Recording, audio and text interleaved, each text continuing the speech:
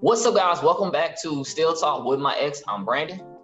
And I'm Ariel. Back again for another podcast video. We get excited about doing these podcasts. Got you all another important topic today, and we're going to be talking about how to deal with a problematic parents. You know, when you're dating somebody and their parents might be a little problematic, how do you really deal with those things? Ariel, that can be like a point of contention. I think we've all kind of dealt with that a little bit in the past of dealing with just maybe not, but we'll kind of talk a little bit about that and just kind of get into that discussion and just kind of give some really, give our points. Go ahead, Ariel. Sure. So, in dealing with problematic parents and the impacts that they have in a dating relationship, I think it's important to really just kind of, reflect on the fact that, a lot of times parents are the first examples of how to involve yourself in a relationship with a partner. And so it's either an example of this is what I want, or it's an example of what I want in reverse, aka what I don't want.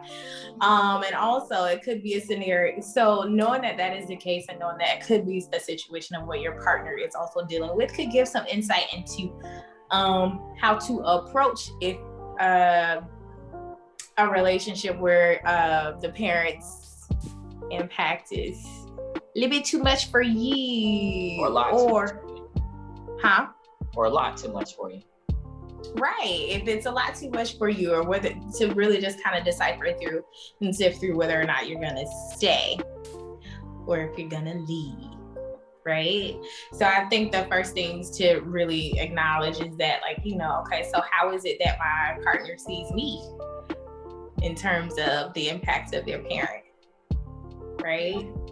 Yeah, because a lot of times it's like, okay, so either I'm looking for someone who's like my dad, or I'm looking for someone who's the exact opposite of my dad. Or in your case, you could be looking for someone who's like your mama, or someone who is not like your mama, or somewhere in between, So it's that whole process.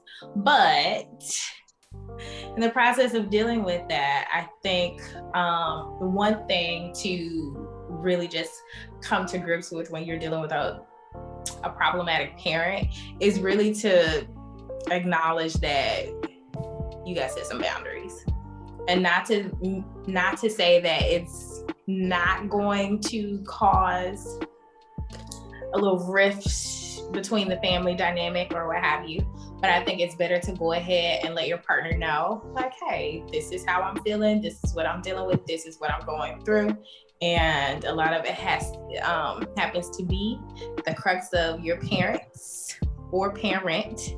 And this is what we're going to need in order to go forward. And so I think a lot of times it could be telling of your partner as to how they respond. Because if it's something where they are willing to adjust, I think that's a beautiful situation, because that means that they could see you as a potential commitment. However, there is also the understanding that it may take some time, for them to do that adjustment. So it also boils down to whether or not you have the patience to sit through their adjustment. What are your thoughts, Brandon? Yeah, I definitely think that it's where you are. I agree that people tend to hold on to certain qualities of their parents, particularly, I use myself as an example, like when I'm dating a young lady or I'm looking at qualities in a young lady. Obviously, my mom is a very virtuous woman. She is someone who's smart, who operates in wisdom. She's extremely just always kind of her temperament is always really, really even. And those are qualities that I love and I look for in the opposite sex. Now, I also don't want to date my mom because there are certain incongruencies that we both have, that I don't want in my wife or the young lady that I'm currently dating in that particular time, in that particular space. So I think that you don't want to get on the danger side of that mindset. It's okay to have characteristics that are virtuous and things that you know are amiable, and find that in your potential spouse, but you also don't want to hold that person hostage to some unrealistic expectation that is not based on reality, and that is solely based on you trying to hold a person to a standard that is not even who they are. And so for me, it's just like I say all the time, how the person sees you, the value that you bring to them is extremely important, because you don't want anybody comparing you all the time. So, well, my dad do it like this, or my mom do it like this. That can be very annoying. That contrast, and that's the quickest way to get someone that you love to stage left, because that's like a constant reminder that you're not meeting expectations, which can be a confidence downer for that particular person. But I just would caution people that definitely hold on to those things. I think it's important to know that parents have great characteristics if you're blessed to have that, but you also don't want to police your spouse or your the person that you're dating to some unrealistic expectations, because that in itself can be very problematic. And then parents have to also pass that down as well too, because when you start talking to dads and you start hearing their stories about when they were dating our mothers or their wives, they talk about how overprotective, or they talk about how it was hard and how the family didn't like them and stuff like this. And so I think parents have to be transparent and extremely translucent about those issues as well too. When the person is dating your child, it's because they find something that they deem worth it to give them their time. And so parent has to know their role and sit in that role and not tread that line of getting in the way, because that can be very problematic. I hear you in that. So I think there's something to be said too about like parents who kind of like use their child's relationship as a vicarious way to readjust their decision making or their past decisions. And I think too, a lot of times that can cause a rift in some relationships when you got a dad who is wanting his daughter to choose somebody that's better than him, or when you have a mom who's wanting her son to choose someone who's better than her husband, right? So what would you say to an individual who's dealing with that situation of, I just, this is my situation, my mom and my dad is vicarious living, and they're trying to redo past decisions, but it's my life? Yeah. I would say to that person, we talk about this all the time. When you're dating somebody and you're in that space, you won't necessarily have it all, but anybody who's ready to date is a person that has the autonomy to decide who they want to adhere to, where they want to bend, where they don't want to compromise. You should be completely confident in your voice, and I think that how you treat your person in that space is indicative to when you'll get married and how you treat them in that space. If your mom is harping in your relationship and y'all are just dating and you have not set a boundary and a demarcation to say, I appreciate that, but I got this, then I think that is indicative to when you get married that they will consistently tread that line. And I hear all the time about people having difficulties with setting those boundaries. And I think it's on the person. I always say this, it is not on the person you're dating to check your parents. It is on the individual. Those are your parents. And you have to set those guidelines and you have to set those expectations. And so I say to that particular person, if you want the narration of your relationship to be something that is wonderful and beautiful and profound, then you have to do the legwork in the beginning. And a part of that is setting expectations for both sides. You know what I mean? And knowing who you are And if you are not ready to date, and if you are not ready to be accountable and to have those difficult conversations, then you are not simply ready to date. Point blank and a period.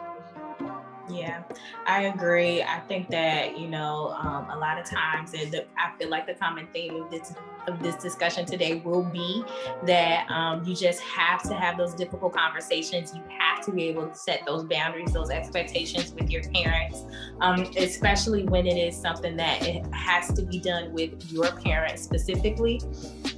You can't just sit idly by as a bystander when it is the person who you are trying to start something of a relationship with, or you have a relationship with, and the person who has raised you are at odds. You have to get in there. You have to be willing to get messy and have those difficult conversations and set those boundaries. And until you're able to do that, I do agree with you, Brandon, that you are not ready to date. You are not ready to really just sit here and say that you're that you are ready and willing to take on a committed relationship, especially if you can't come to the person who has raised you. And I understand what we're talking about is a difficult task.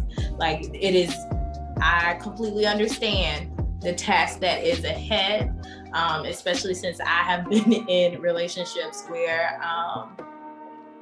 one of my father figures would, for lack of better terms, cut the food. Just about some of the smallest things in terms of dating, or, he's ready to grab his knife, grab his gun, or, things of that nature. And I think, getting to the place of establishing a boundary, it took me to the age of, I want to say 28, 29, to really start having those difficult conversations and and really asking the questions of, like, why do you do that? Why is it that you feel the need to grab a knife, grab a gun? When you've taught me, well, about how to approach dating, and you've given me some good tips. So why is it that you feel the need to now become old yeller or protect, and I get that, I get that there's an innate desire for a parent to protect their child. But at the same time, I think what can be problematic is not realizing that your kid can fly and they have wings and they can use them.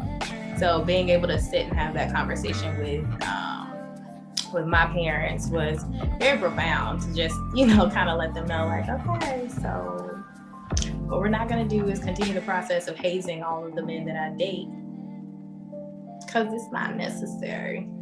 Like, we're just not going to do that. We're going to cut that out. It has not served me well in the past. It will not serve me in the future, because we're not doing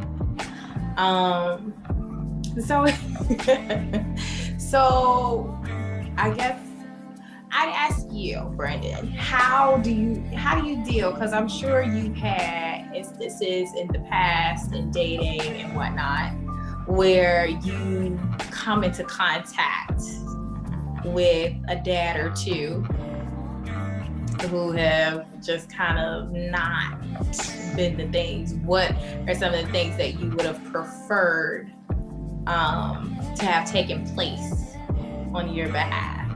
Yeah, well, actually, I haven't had many, because most of the time I haven't really had many dads have an issue with it, because normally the time it's like pretty cool, kind of mesh.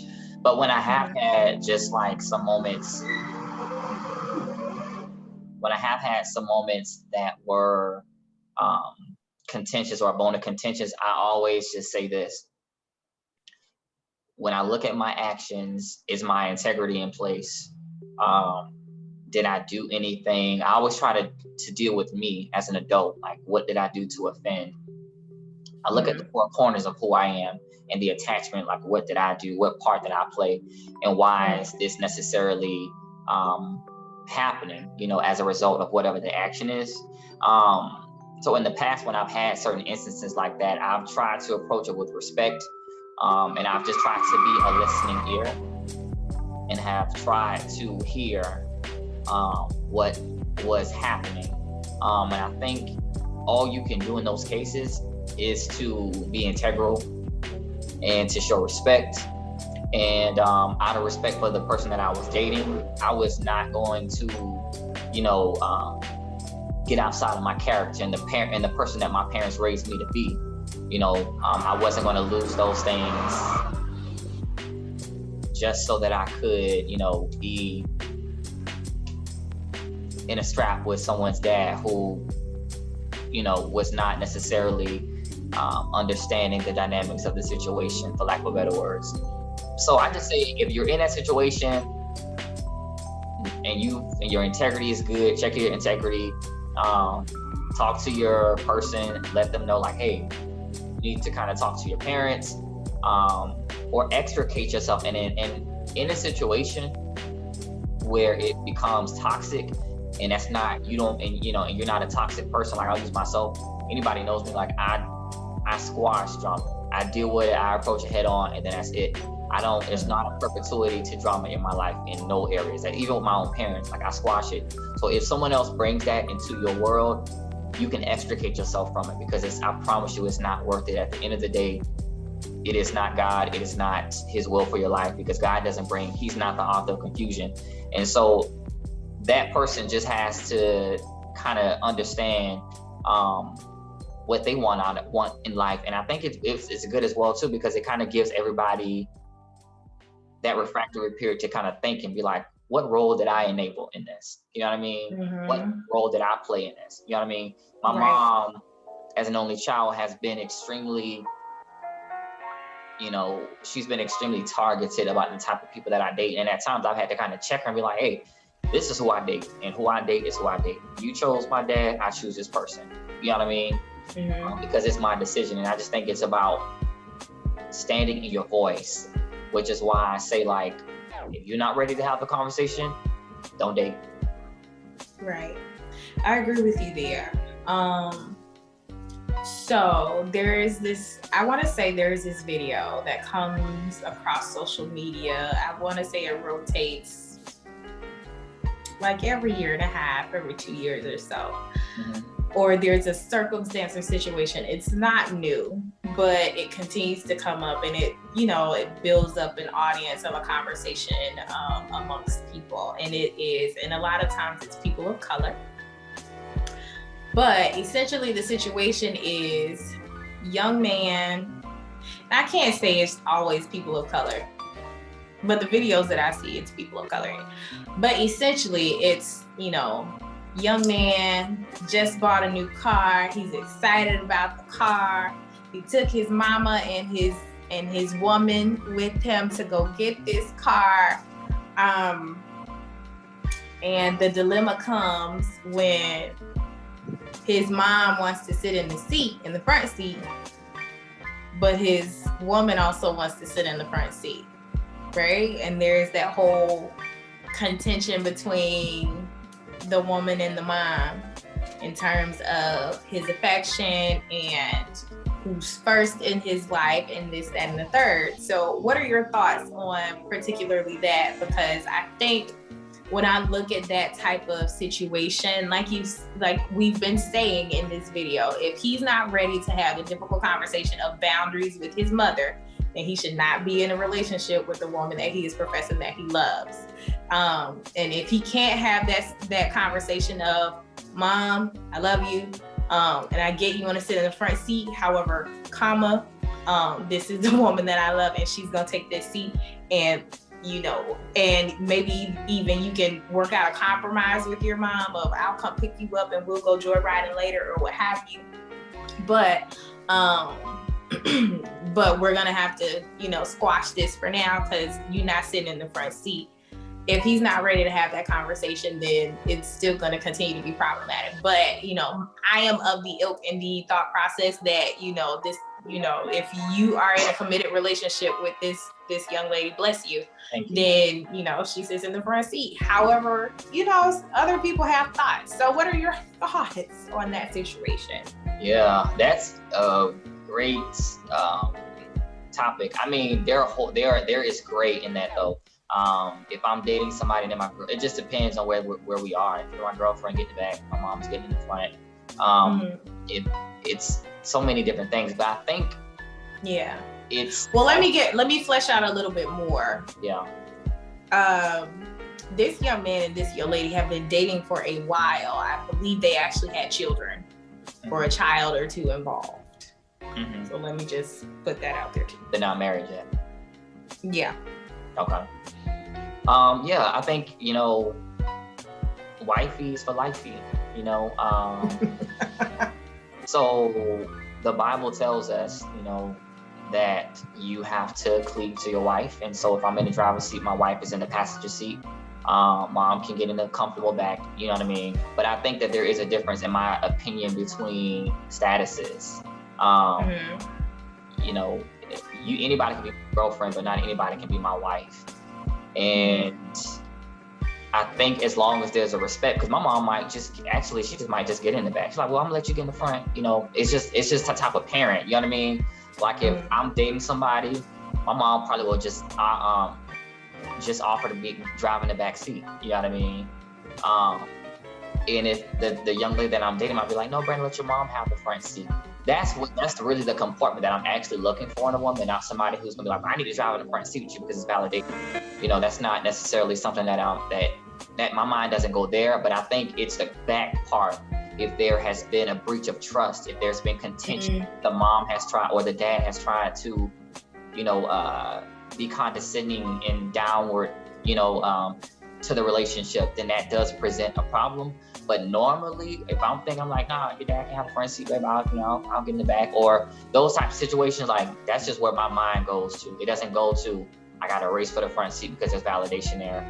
That's not where you know what I mean? There's something to be said about how you comport yourself. We talk a lot about this.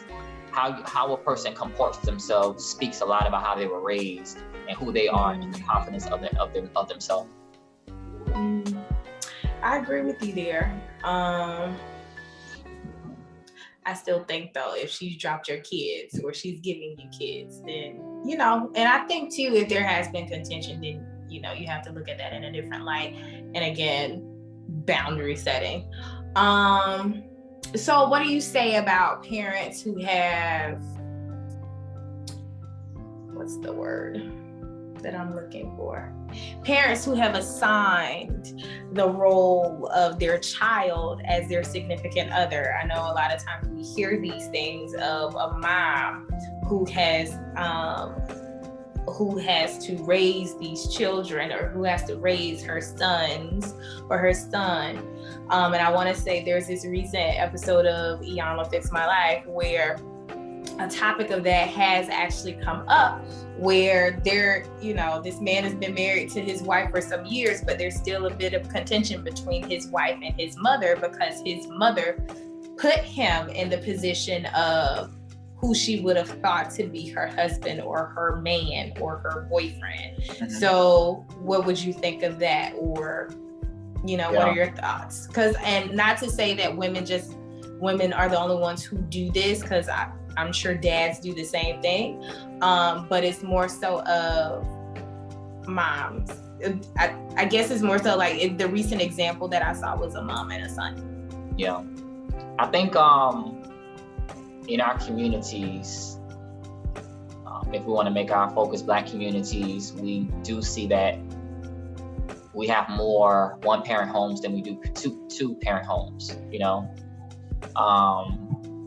and I think that there are sort of consequences to that, where in the environment, the woman tends to lean on her son more, because there is not an adult male figure in the house, right?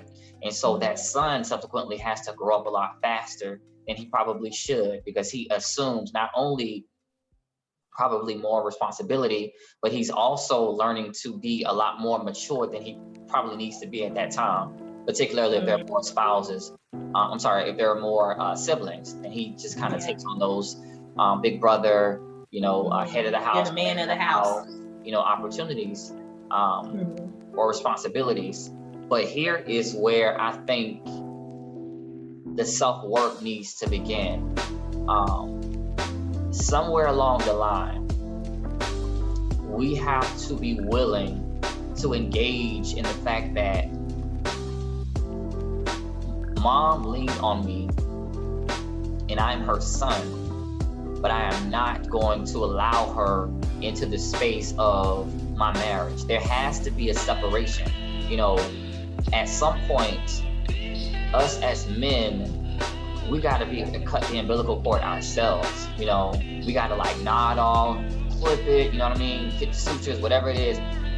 We have to take responsibility. That's the word that rings, is responsibility. This dynamic it's only more prevalent when there's not an awareness, you know? And I think it's also incumbent on the spouse. Call it out. If you see that this is a behavior, call it out, bring it to that person's attention. Don't bastardize the fact that your husband and his mom have a great relationship, because that's happened. I've seen that with me, with young ladies that I've been dating. They're like, oh, mama's boy, you know, blah, blah, blah, blah. Rather than looking at that something that, wow, this man really loves his mom, which is also indicative that he can love his woman, love his wife, care for his daughters. So I think it's how we address it, address that piece.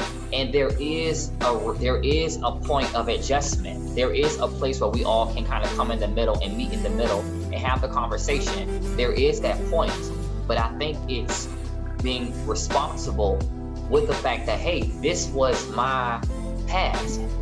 My mom did lean on me in this area, and then subsequently I started to internalize that. And so I let my mom in. So she's been on every date with me, right? She hasn't physically been there, but she's, you know, in the proverbial, she's been at the date with me. She said I do when I said I do. You know what I mean?